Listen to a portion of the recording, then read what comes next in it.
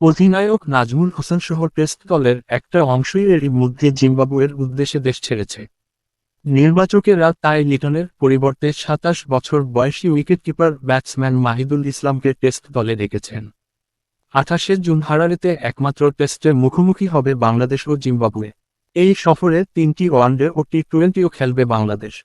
অধিনায়ক লিটনের অনুপস্থিতিতে চট্টগ্রামে গতকাল শেষ ম্যাচও হেরে অস্ট্রেলিয়ার বিপক্ষে টি-টোয়েন্টি সিরিজে ধবলধোলাই হয়েছে বাংলাদেশ। লিটন বর্তমানে বিসিবির মেডিকেল বিভাগের পর্যবেক্ষণে আছেন। জিম্বাবুয়ে সিরিজের আগে হাতে থাকা সময়ের মধ্যে তার ম্যাচ খেলার মতো অবস্থায় আসা কঠিন হবে। অস্ট্রেলিয়ার বিপক্ষে তৃতীয় ওয়ানডের সময় পায়ের মাংসপেশিতে চোট পান লিটন। এই চোটের কারণে অস্ট্রেলিয়ার বিপক্ষে টি-টোয়েন্টি সিরিজেও খেলা হয়নি তার। সিলেটে ইমার্জিং দলের ২৪ জুনের ম্যাচটি না খেলে তাই মাহিদুল উড়াল দেবেন জিম্বাবুয়ের উদ্দেশ্যে। মাংসপেশির চোট থেকে লিটন দাস সেরে না ওঠাতেই সুযোগটা পেয়েছেন তিনি। ২০২৪ সালে দক্ষিণ আফ্রিকার বিপক্ষে অভিষেক হয়েছিল মাহিদুলের, সেটি এখন পর্যন্ত তার একমাত্র টেস্ট। জিম্বাবুয়ের বিপক্ষে দ্বিতীয় ৪ দিনের ম্যাচের ইমার্জিং দলে নাম ছিল মাহিদুল ইসলামের।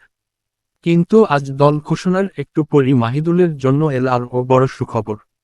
জিম্বাবুয়ে সফরের টেস্টের দলেই সুযোগ মিলে গেছে তার।